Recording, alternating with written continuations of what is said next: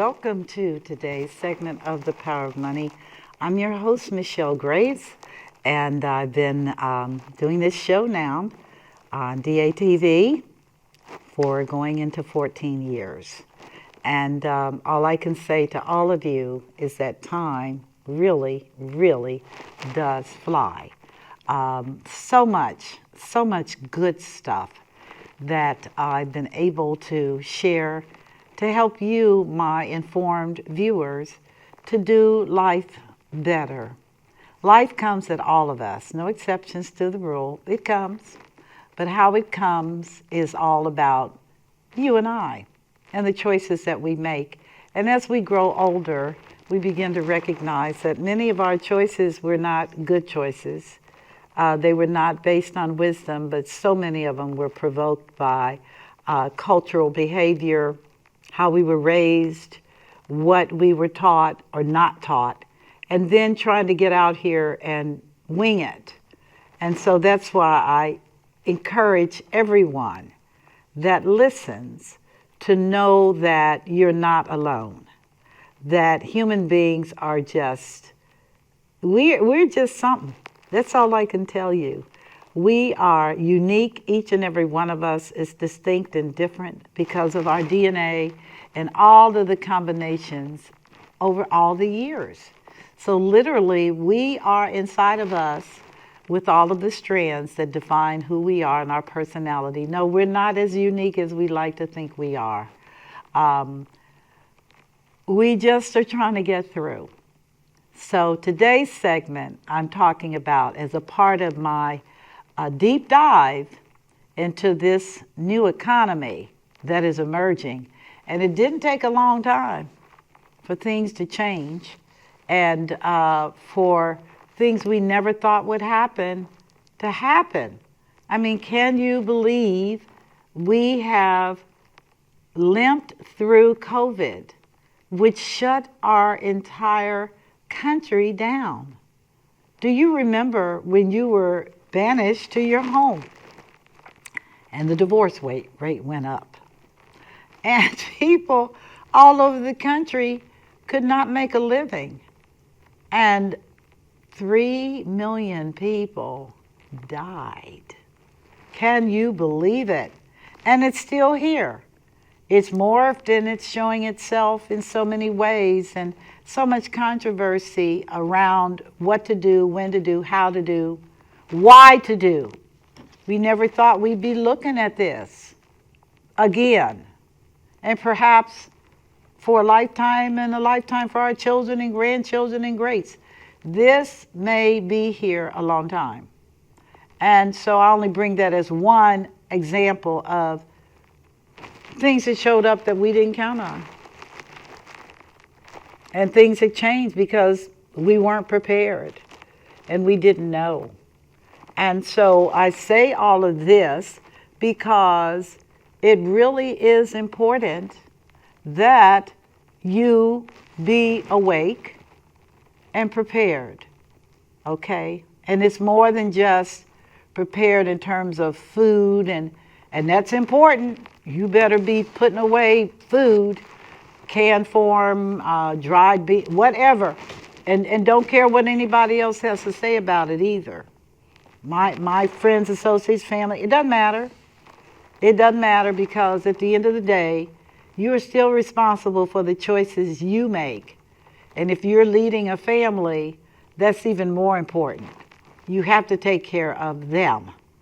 You're their provider for you males and for you single moms and widows. It's tough.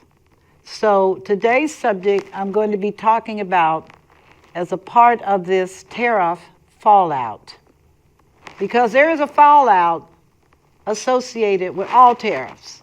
It's just how it impacts the people. Okay, and in the case of our current tariff, in a world system where everybody is interconnected, your car is comprised of parts from all over the world and assembled in a location and then shipped to be sold.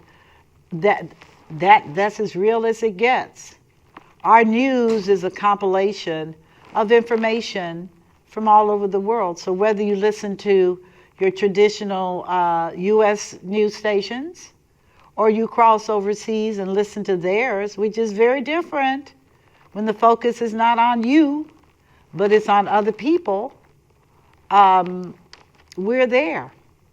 I mean, you can, in less than a minute, get a complete analysis of what you need through artificial intelligence, which is morphing very rapidly to become super intelligent, meaning they're teaching each other. Yeah, can you imagine that? The robots are teaching each other.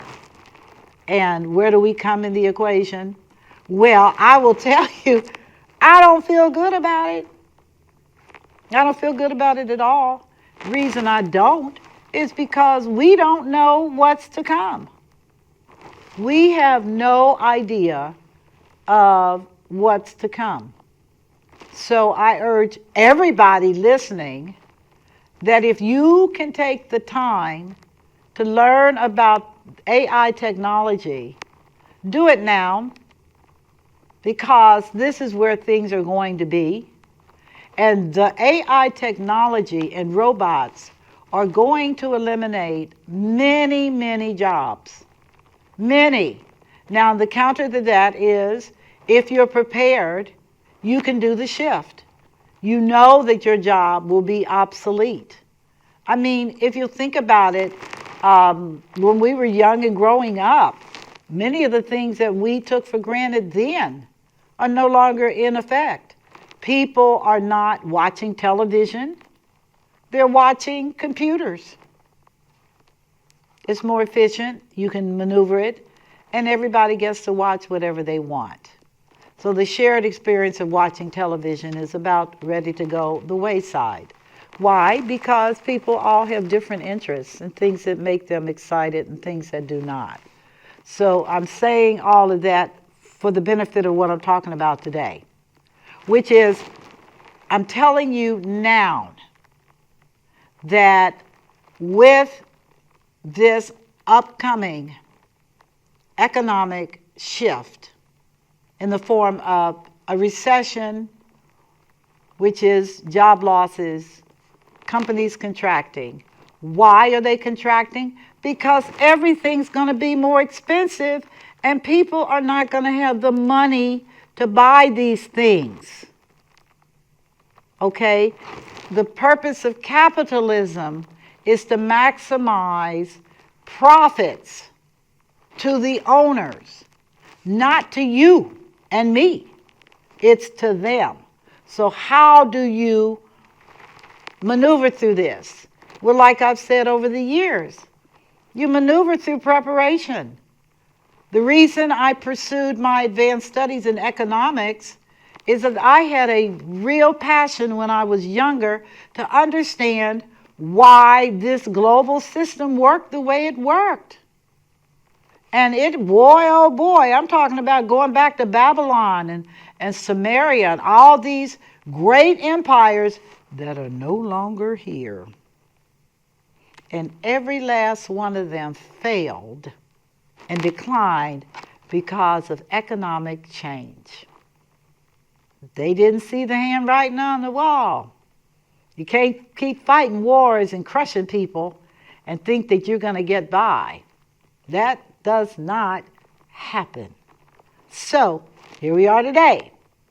And I'm talking to you on the subject of what happens when your boss tells you you're fired, or you're furloughed, or we'll call you when business picks up. And you look at your family and you look at yourself and you literally go into panic. Now, why am I talking to you about this straight? Well, one of the things I do in my free time is I operate in the area of benefits. Very, very smart in benefits, all kinds of benefits that employers offer employees. I was at an affair, a very large one, with all their factory workers were there. And I was there for 2 days on behalf of one of the companies I represent. And at that gathering, the CEO announced that they were closing the factory. And all those 2,000 people were going to be out of a job before that Christmas. I'm not making this up. I was there. I was in shock. Like, why am I here talking to you about benefits unless you're talking about unemployment? The shock on those people's faces, male and female. This was a union manufacturing plant that was doing well. But the corporation made a strategic decision to outsource everything because it was cheaper and they could make more money. The things that they did keep were the robots. The rest, humans had to go. So, welcome to America. What did that do for me? It sent me in a state of, oh my words, you have got to be kidding.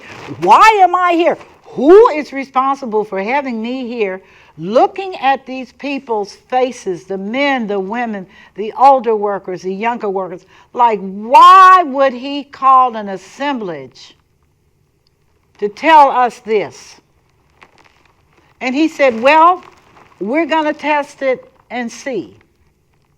Now, this is before the current administration and all the above. But they outsourced everything, and the people got zero. He did advise them to check with HR to see if they had any transitional benefits. Like, could they access their 401k? Could they get any kind of continuation? Blah, blah, blah, blah, blah. But the bottom line is that whole families were completely upended. So, with that background, and then I was on another assignment on behalf of another client with a company out of another country that was closing its, quote, human component because the robots were simply more efficient. So that was 800 and something people that were gone. And they didn't get an invitation to come back. They were told to check with HR about what you need to do to get unemployment. Well, folks, I'm here to tell you, unemployment is not sustainable. Unemployment at best is a stopgap. The hope was that you had been putting aside money systematically in the event these things happened, which most people have not done. Why? Because they don't ever think it's going to happen to them. I mean, it's like trying to sell life insurance, which I spent my whole career as a part of the Money Lady enterprise doing life insurance and having to listen to people tell me over and over and over again, I don't need it because I ain't dying. Now, before you start, nobody would say that. I encountered it all the time. How did they show me they weren't dying? Because when you saw their debt and you saw their lifestyle, you understood they can't die. Because if they die, they're going to leave their families in poverty. Or when I try to talk to them about long-term care, you really need to do this because at a certain point, 70% of Americans in our age grade, they need somebody to take care of them. Your kids going to take care of you? Of course my kids are going to take care of me. Why wouldn't they, Michelle? That's horrible. I'm like, you know what's horrible? It's going into a home where a person that needs help and their kids can't give them the time of day. Not to be critical, but the children have to live their lives, and they're all scattered. And you love visiting them, but it never occurred to you to determine who's going to take care of me when I need help. That's what I'm talking about. Therefore, when I tell you about job loss as an outcome of recession or as an outcome of stagnation, inflation, which is your wages are just pitiful because inflation is killing you. Do you all get that?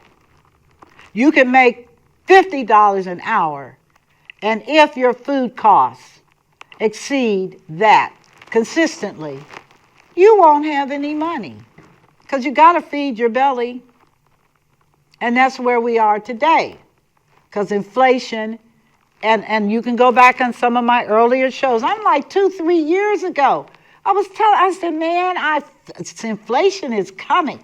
Well, what's the big deal? Well, ask the Germans in World War II. What's the big deal? When Papa was trying to get his paycheck cashed before noon because prices would ratchet up, and the money he got, he could barely afford the food costs.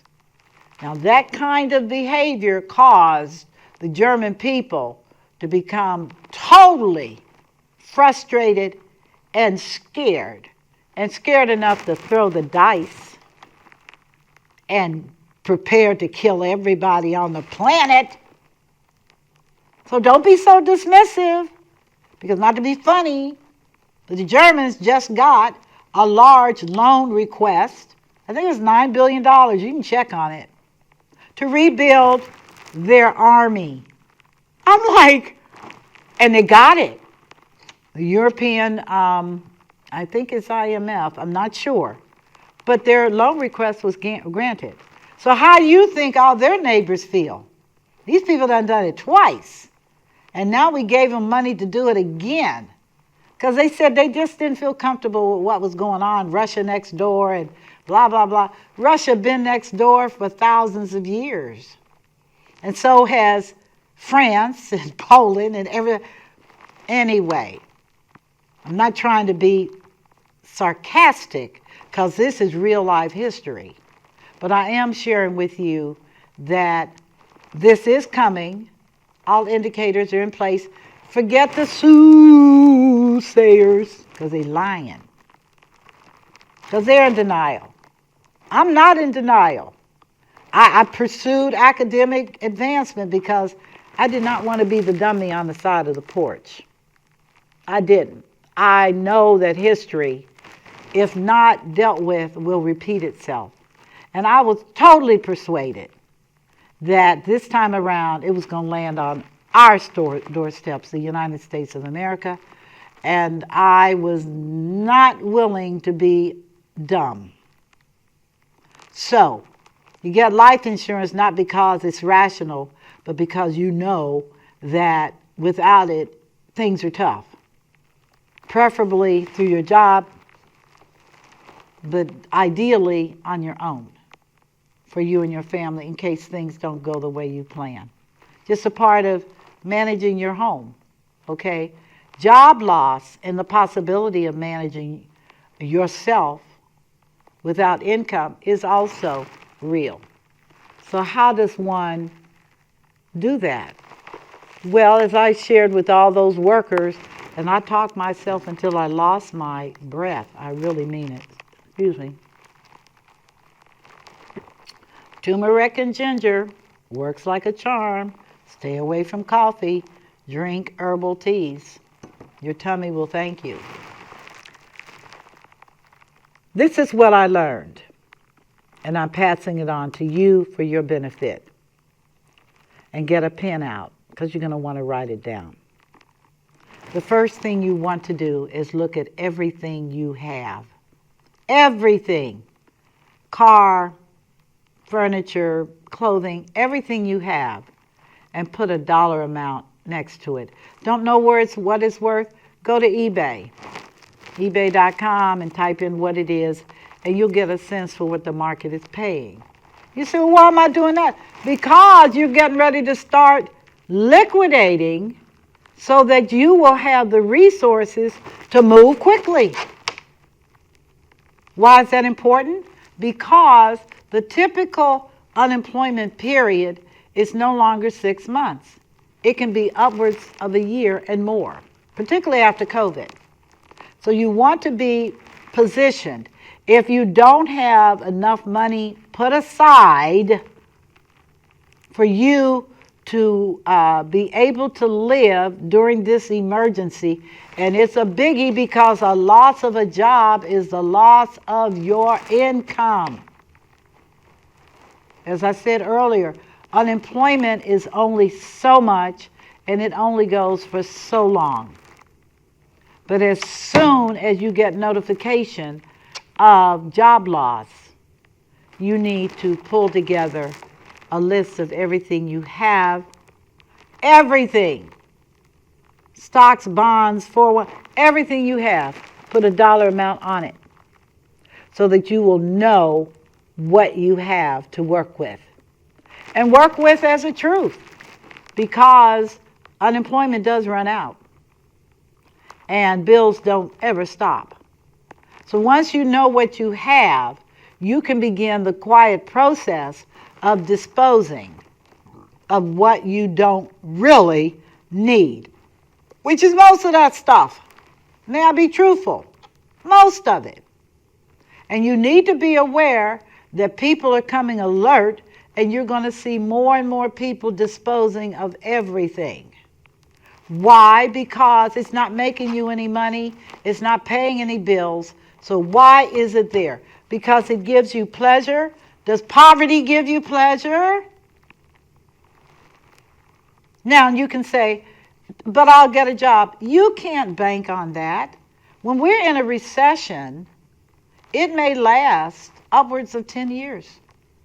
Or it could go into a depression. And again, we've already experienced that. Okay, so we want to look at what you have, and not just tangible assets, but what you have in terms of skill sets, what your wife or spouse may have, and what your children, things they may, you've kind of lightweighted about. Okay, if your child is a good teacher type, your child could consider as extra income for the family tutoring privately. Yeah, they make $20 an hour. And you do maybe on a weekly basis, maybe eight hours for students. $20 times 8 is $160. That's not bad for listening and helping a child read. Available. But you have to make the choice and the initiative.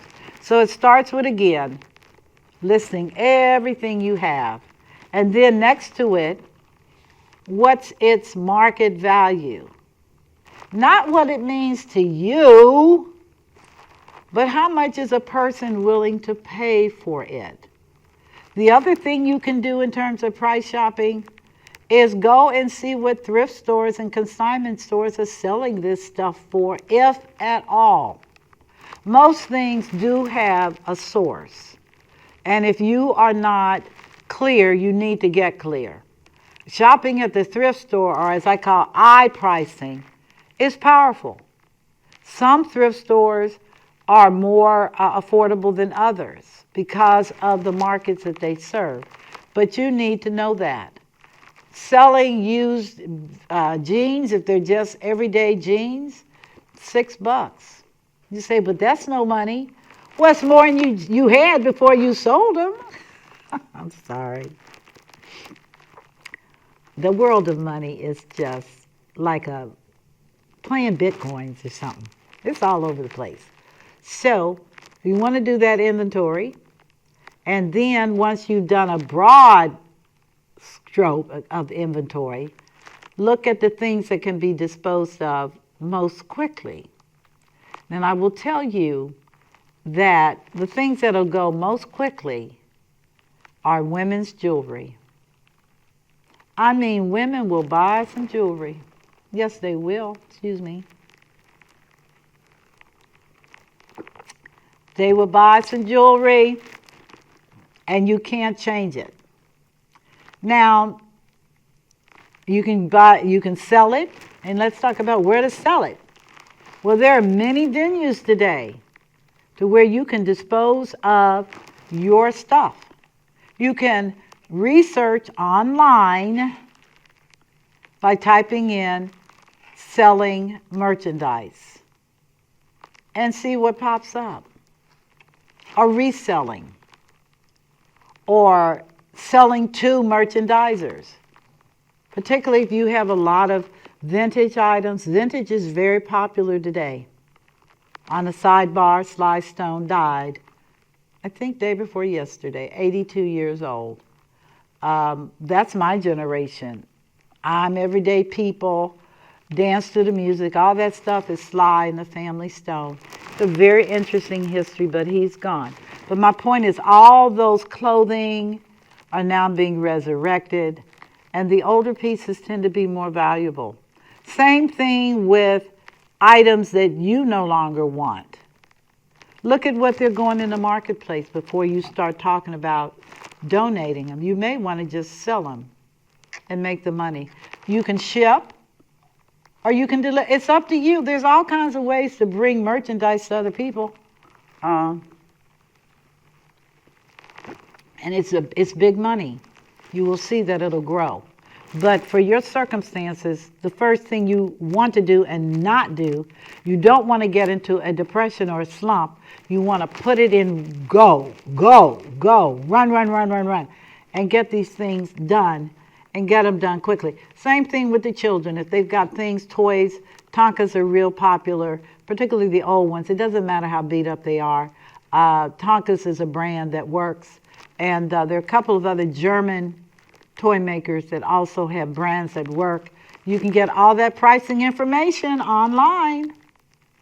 I'm serious. It's all there in front of you. So you say, but how do I sell it? Well, there are many venues to sell it. If you're a member of Facebook, you can do their marketplace. If you're a member of Instagram, they now have a marketplace venue. There are other ways, straight eBay. You don't have to do marketplace. You can go eBay, or you can do, advertising through local venues. Nextdoor, it's popular nationally. They have an area for people to sell items. And they must move stuff fast because you can see it one day and then go back and it's gone. Why does it move so fast? Because it's a national market, 350 million people. Somebody's going to see something you want. So the goal is to get rid of it so that you can get cash rich. Okay? Now, the second thing, and this is really important, is if you are going to strip money out of your property, your home, I pray you've done that before you get the notice. I pray you've taken consideration to, the house is paid for, can you eat the house? Don't turn your nose up on reverse mortgages. They give you cash, they pay you interest up to 8%, and it's not considered interest. It's just considered, it's a fancy title that HUD gives it, but you're not paying tax on that money, and whether you use the money or not, it can sit in the home.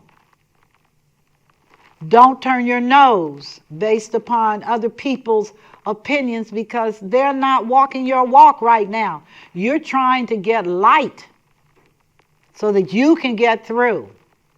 If you got 3 cars, I don't have to tell you, unless all 3 of those cars are making money for you on a daily basis, strip it down. You probably can get by with 1. Well, my wife needs a car. What is she using the car for? What are you using the car for? Is it a vehicle to take you to work and home? Is it a vehicle for you all to go out and spend money? Go shopping? Come on. Really?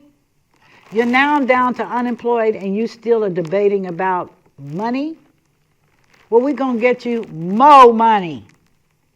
So, you got your little fact sheet, you checked out everything, and you want to make sure that all your items are as represented and that they're clean. All right? As I talked to you about jewelry, for women that have jewelry, I collect a lot of jewelry. I'm a fiend, although I no longer collect, for Zara. Zara had some very, very lovely high-end jewelry about 5 years ago. And my girlfriend lived in England, and I told her, buy whatever comes to market, buy one and send it to me. And I'll pay you. How do you pay? Well, folks, money is global. Money's not limited. You can pay for stuff in whatever currency works, and They can pay you. So I have a serious collection of Zara, which I'm no longer going to keep. I don't have anything against it. The product's never been used. I collect it because the designs are so beautiful. But you know what? Somebody can make money and wear it, or resell it, or do whatever. My point is, don't be addicted to stuff, period, because it'll come and then it will go. And I say this for the benefit of many baby boomers, because my generation are the original hoarders, not their parents. Their parents were always leaving things to pass on. But the baby boomers, we collected, we held on like grippos, and so now here you are. Determine what you're going to keep and what's going to go. And I would hope the majority of your stuff is going to go. That's what I would hope. Why? You got to live on very little in a year. And does that mean you don't stop looking for work? That's of course you're going to look for work. Your resume is going to be crisp. But you're going to find that most of the, quote, manufacturing jobs don't exist, or the pay is not maybe what you were looking for, because they really can get better for less. Okay? They can hire young people. Young people are highly qualified, but they don't want to work. Why don't they want to work? Because they can make more money online digitally. They can do YouTube how-tos. This I learned by accident. I couldn't find anybody to deep clean my car. It's excellent mechanically, but it needs cleaning. And I personally was prepared to pay, I thought, a young person to detail my car. Clean it, clean it, clean it. And I figured, maybe $200. You can't get anybody to do that. Why? Because they've done YouTubes on how to detail your own car, and they're making money on that.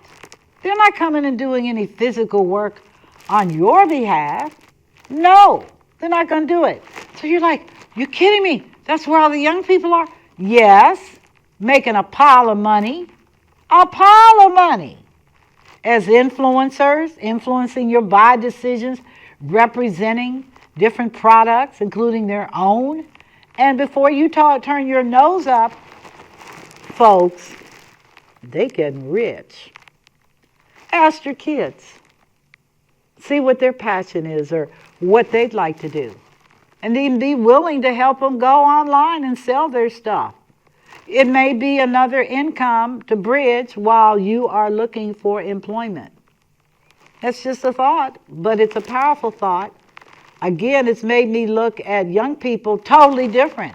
Because I'm like, why you not want a job? They're like, I'm making money. I don't have to have a job the way you define job to make money. And they're right.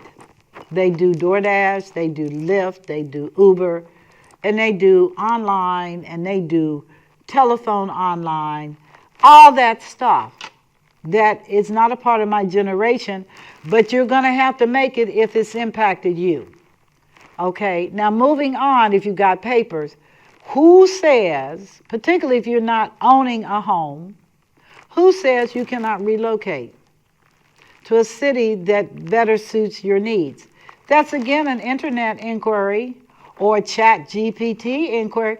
Where can I, make sure you put your age, make sure you put your race, make sure you put your sex, all those relevant, where can I relocate and make more than I made from my job that I was laid off from?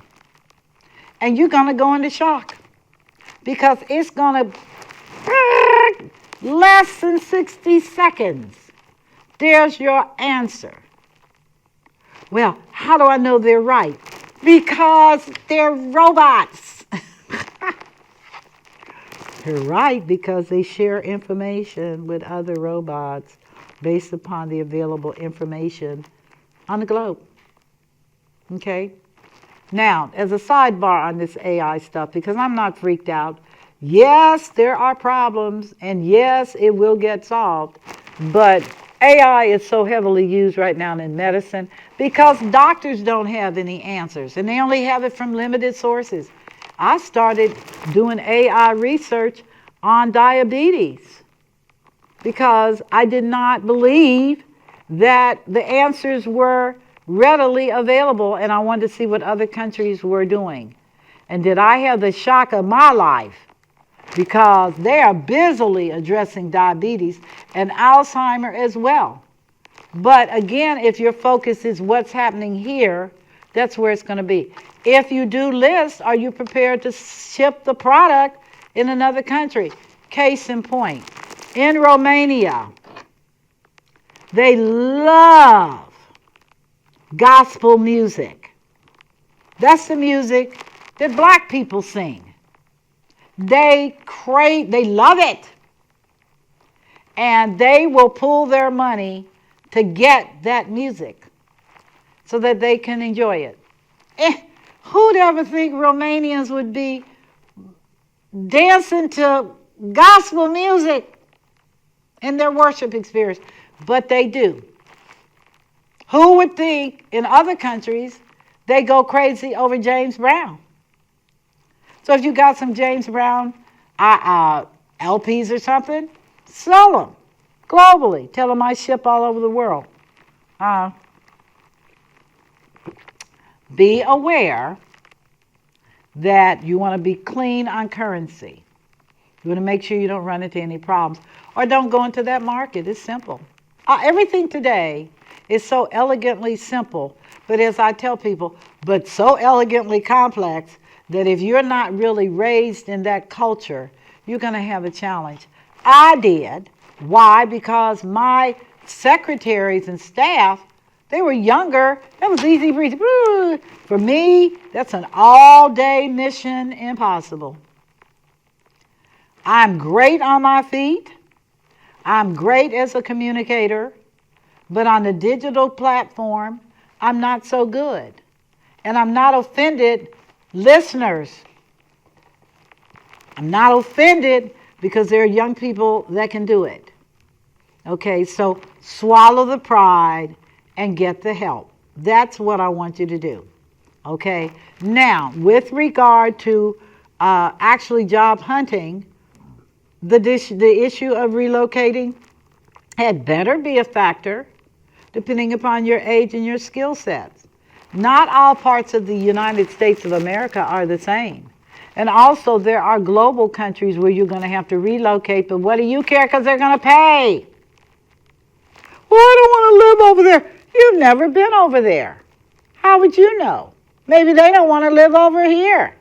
Everybody thinks we kill everybody over here. They do. They think this is the Wild Wild West and that we shoot everybody and that our children are beaten up and streets sold. And I mean, you got to really know. Information flows freely all over the world now. And so don't close your mouth. Do your research about what you want to do and how to handle that job loss. Okay, so you've itemized your items, you're selling what you need to sell, and you're raising money. And you're not pocketing the money. If you have debt, save that extra money and pay off your debt.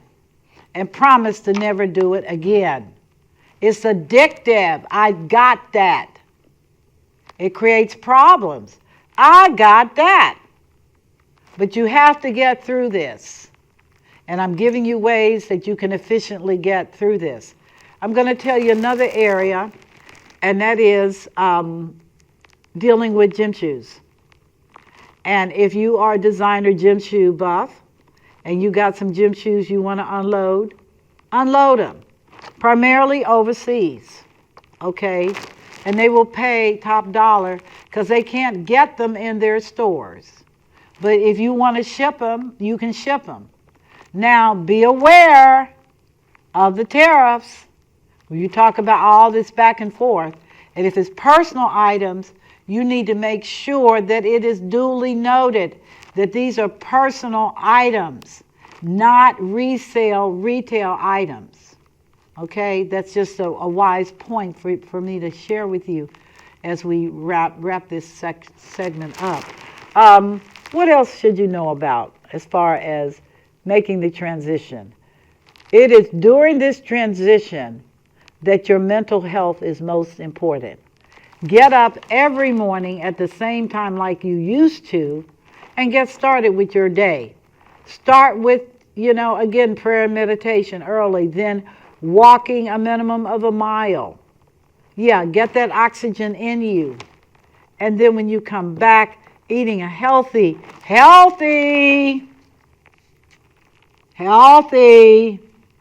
breakfast. And then get on with your day. Don't lose sight of the fact that misery loves company. If you're in a plant situation and 8 of you lost your jobs, I would not recommend 8 of you getting together for breakfast every morning. Sounds nice until you realize that they're all in the same situation you're in, and jobs had better be aggressively pursued. Keep your recommendations to yourself. And see how that works for you. So, you got that going. You also want to look at maybe upgrading your skills and getting another degree or getting a degree period, because in manufacturing, they didn't have educational requirements. But I do know this, you're not going to fix a modern day car if you don't have some computer training. So maybe it's a time for you to consider going back for advanced teaching and grades, and technology upgrades. There's a lot going on, and since you're out of work, you might as well look at seeking money in the form of scholarships and grants for you to go back to college or to a tech school to learn the technology. Robots have to be fixed. All these different things have to be handled by a trained professional. And that's really important, that you have the skill sets and the knowledge to enable you to say, I'm a professional, and I did the work on your car, or I did the work on your plumbing, or this is all important today, because stuff does break down. Period. It breaks down. And if you don't know what's involved, then take the time to learn and to go and see a counselor at a school you're interested in. Do that for yourself, for real. And based on that, I'm telling you, the most desired positions are going to be people that you never thought. Plumbers, high demand. Serious. Sewer systems are crap. Stuff backs up. Your dishwasher didn't work. All these things have to be repaired. And there is a thriving and very successful industry. Okay? It doesn't have to be a reputable company, but if you're dealing with a person who is on their own, just be aware that seldom are you going to get a warranty for the work they did. So, be advised to be aware of these type of things. But I would definitely, I'm thinking car mechanics and good body work, all the things that you say, oh, I just can't. Yes, you can. You can do this. I'm confident you can do this.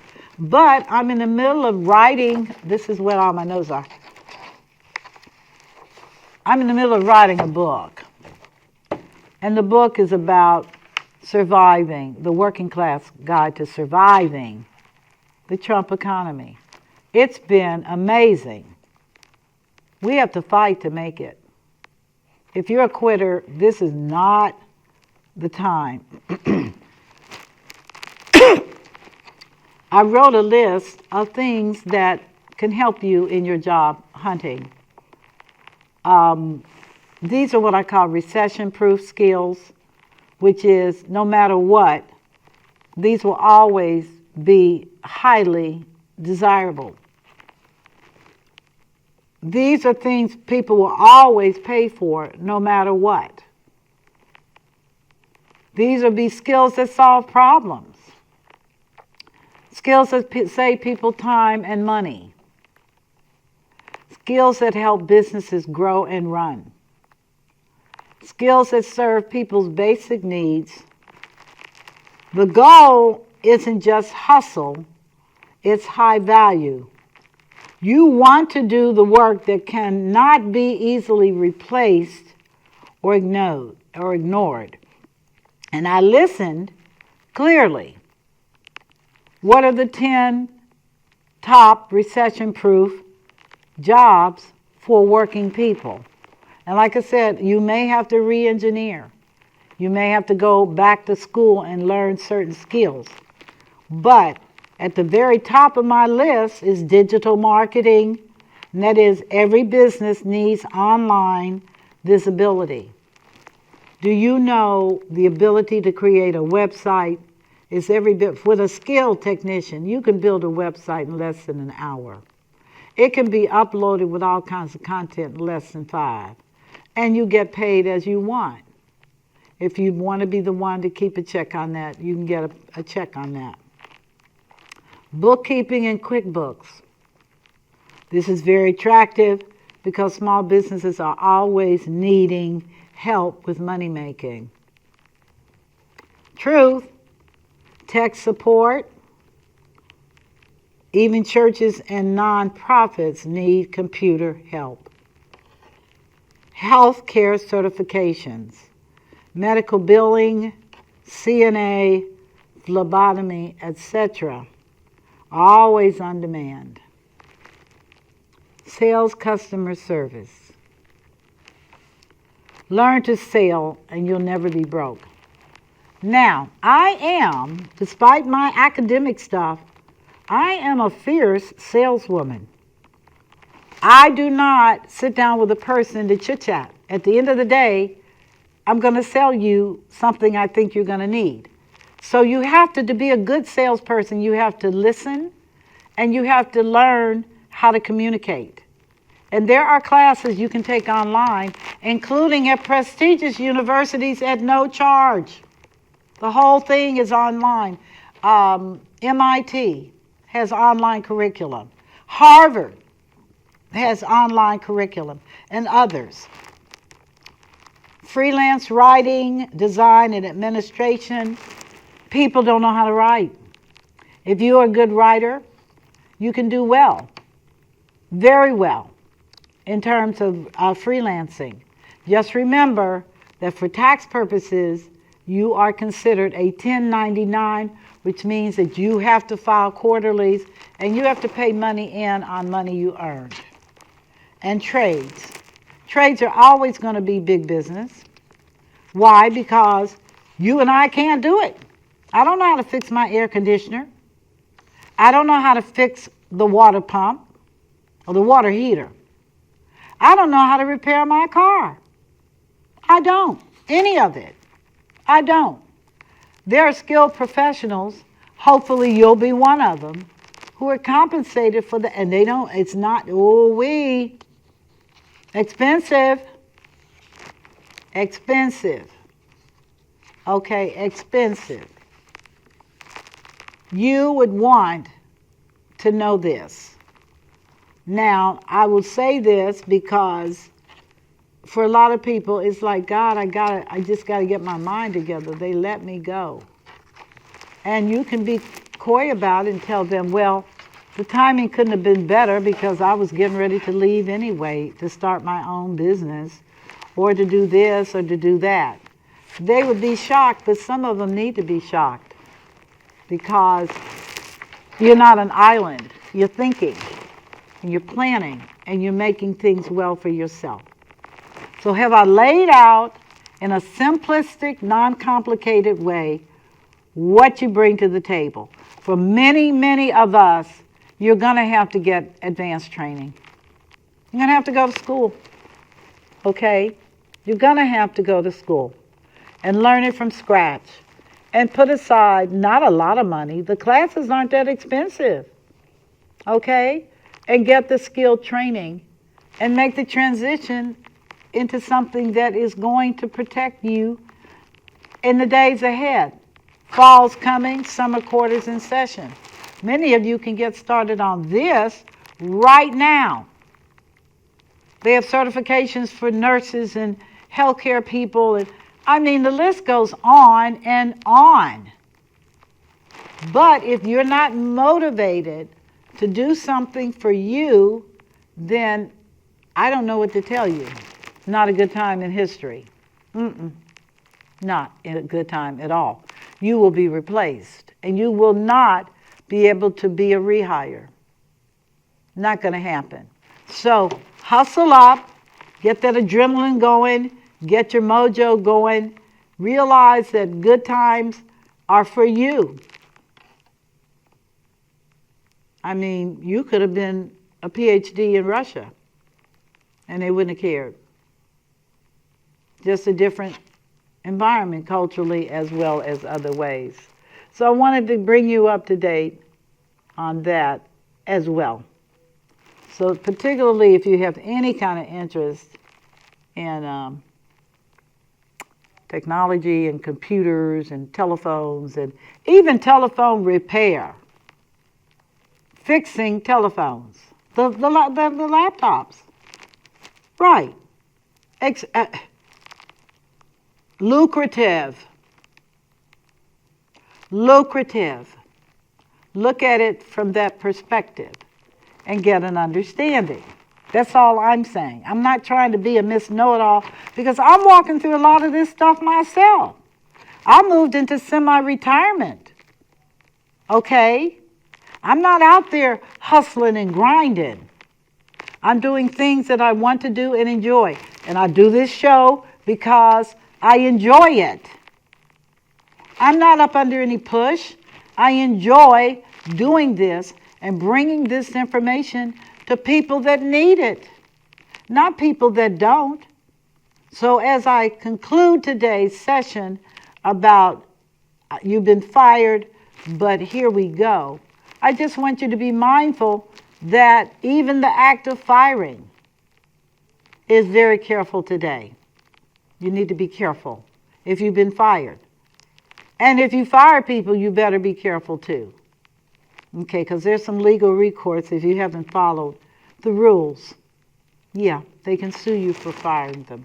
So be advised, as you go down this road, that it's a transition, but you can do it. And for many of us, male and female, job loss is right up there with death and divorce, because sequentially it seems to follow that path. So in your particular case, look at the market, look at what's available, look at what you bring, do an inventory of your home, see what kinds of jobs you can tap into that will help you. And just know, and I firmly believe it, that sometimes firing is the only way to get you out of there. Because some people grip in like a groundhog and won't budge. But for those of you that want to do better, better say, oh, and before I forget, check your public library every week. On their bulletin board, they have all kinds of phenomenal job information, upgrading, training. My time is officially running out, and it has been a pleasure talking with you, and know that I love you and concern myself. You take care. I'm Michelle Graves, the Money Lady, wishing you a blessed day.